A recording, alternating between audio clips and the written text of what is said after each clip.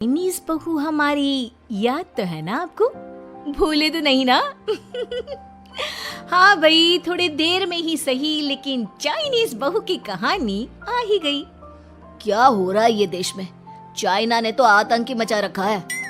अरे क्या हो गया? क्यों चाइना को कोसता रहता है? भूल मत, तेरी ससुराल चाइना की ही है। हाँ माँ, पर ये देखना, लड़ाई झगड़े, ये बीमारी, ऊपर से ये देश कितना चालाक है। अंदर न जाने क्या क्या करता रहता है। तभी अंदर से बहू की चिल्लाने की आवाज आती है। अरे क्या हो गया बहू, क्यों चिल्ला रही है? माँ जी, ये देखिए, ये रूस ने यूक्रेन की हालत क्या कर दी है। ऊपर से चाइना में दोबारा लॉकडाउन लग गया है। माँ जी, अब क्या किया जाए? अरे तो तुम लोगों को क्या परेशानी हो रही है? मैं तो यही नहीं समझ पा रही हूँ। वो क्या है ना माँ, हम लोग चाइना जाने की सोच रहे थे। सांगसू के भाई की शादी है। तो क्या? अरे कौन सा उन लोगों के यहाँ भाई घोड़ी चढ़ता है जो बहन काजल लगाकर नेक लगी? माँ जी, उसकी आंखें बहुत छोटी छोटी है, उसमें या तो पुतली रह सकती है या काजल। साले की पुतली निकाल कर काजल लगा दो, अंधा कहीं का। क्या क्या बोले तुम मेरे भाई के बारे में? अरे नहीं नहीं बहू, वो तो बोल रहा था कि तुझे नेग मिल जाएगा। हैं, बहन है ना तू उसकी। नहीं नहीं माँ जी, मैं सब समझती, ये मेरे भाई का मजाक बनाते रहते। कितना सीधा है मेरा भाई, बिल्कुल छिपकली जैसा। नहीं नहीं बहू, सीधा गाय जैसा होता है। सही पकड़े हैं माँ जी। हाँ, तो मेरे भाई की शादी है, मैं चाइना जरूर जाऊंगी। तभी एक पड़ोसन आ जाती है। अरे नहीं नहीं बहू, तू कहीं ना जा, हम लोगों का मन कैसे लगेगा तेरे बिना। ले बहू, तेरे भाई के लिए ये शॉल रख ले, हमारी तरफ से गिफ्ट कर देना। अरे सब कितने अच्छे हैं। मेरी चाइनीज बहू को कितने प्यार से तुम लोगों ने एक्सेप्ट कर लिया। सच में बड़ी भाग्यशाली हूँ मैं। कैसी बात कर रही है? ये तो हम लोगों के देश की खूबसूरती है कि हर किसी को दिल से अपना लेते हैं, बस वो भी दिल से हमें अपना समझे। कैसी बात कर रही है आंटी जी? मेरे लिए आप सब सासू माँ जैसी ही हैं। मुझे भारत बहुत अच्छा लगता है, ये सबसे अच्छा देश है। मेरा भारत महान। वैसे भी लड़के की शादी जहाँ होती है वो तो वहीं की हो जाती है ना। जीती रे बहू, सही बोल रही है। औरत तो होती ही पानी की तरह है, जो जहाँ जैसे रखे वैसी ही शेप ले लेती है। आंटी जी, ये थोड़ा सा ज्यादा हो गया, समझ नहीं आया। नो प्रॉब्लम, मैं चाय बना कर लाती हूँ।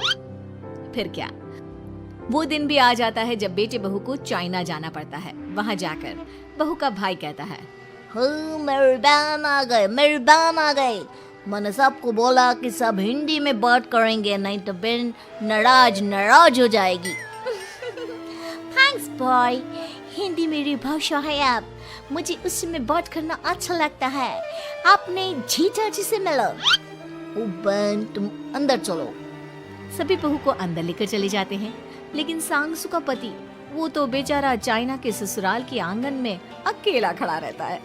काफी देर तक जब कोई उसे नहीं पूछता तो वो माँ को घर पर फोन करता है। हाँ बेटा, पहुँच गए ना कुशल मंगल? हाँ माँ, लेकिन सांगसू पता नहीं कहाँ है। वो तो अंदर गई है, तब से बाहर आई ही नहीं। अरे कैसी बात कर रहा है? तो तू अंदर चला जा, तू बाहर क्यों है? अरे दामाद है तू वहाँ का, उन लोगों ने तुझे बिठाया, चाय पानी कुछ नहीं पूछा? नहीं ना माँ। तभी सामने से सांगसू आती है। क्यों आप अभी तक तैयार नहीं हुए? और ये बैग लेकर क्यों कमरे से बाहर आए? इसे वहीं रख देते। कमरा? कौन सा कमरा? अरे कैसी बात कर रही हो? जब से तुम अंदर गई हो मैं बाहर ही तो खड़ा हूँ। बहू को बहुत हैरानी होती है और गुस्सा भी आता है। तभी उसका भाई और माँ आ जाते हैं। और सांगसू, अंदर खाना लग गया है। पहले ये बताओ कि मेरे पति को किसी ने खाना या पानी क्यों नहीं पूछा? वो भारत से ससुराल पहली बार आया है, वो भी मेरे कहने पर। उनकी इज्जत क्यों नहीं की? देख बेटी, तूने जबरदस्ती जिद में शादी की थी तो हम लोगों ने कर दी, लेकिन अब तुम ये सोचो, पूरी चाइना में मैं इस इंडियन को अपना दामाद बताऊं? So sorry. हाँ संगसू, और तुम भी चुप रहना, नहीं तो वो लोग मेरी शादी तोड़ देंगे।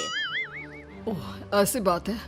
कोई बात नहीं, मैं बाहर होटल में रह लेता हूँ, तुम वही करो जो ये लोग चाहते हैं। कैसी बात कर रहे हो? शादी के बाद पति जैसा भी हो, जो भी हो, पति होता है।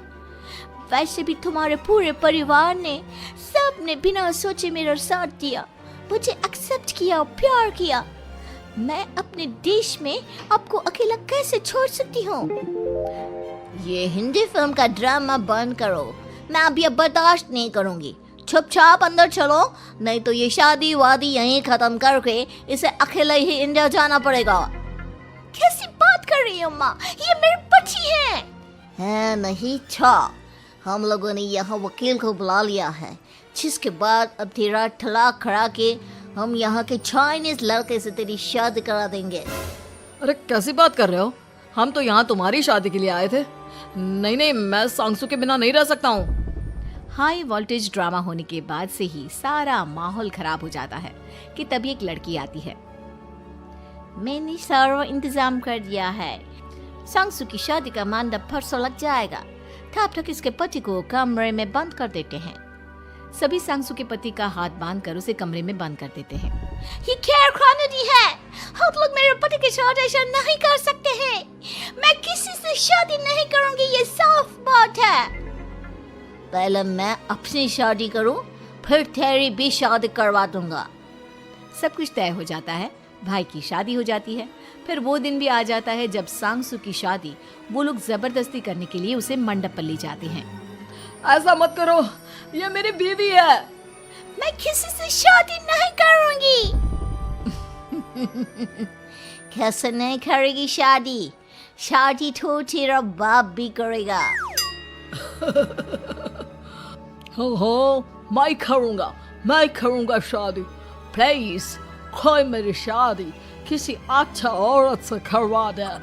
चुप, बिल्कुल चुप। फिर माँ सांगसू और उसके पति से कहती है, तुम लोगों का बच्चा मेरी कैद में है। अगर तुम लोगों ने कोई भी होशियारी की तो मैं इस बच्चे को मार दूंगी। दोनों माँ का रूप देखकर हैरान हो जाते हैं। बच्चे की खातिर दोनों शांत हो जाते हैं और शादी की रस्में शुरू हो जाती है कि तभी सांगसू की सास पुलिस के साथ आ जाती है।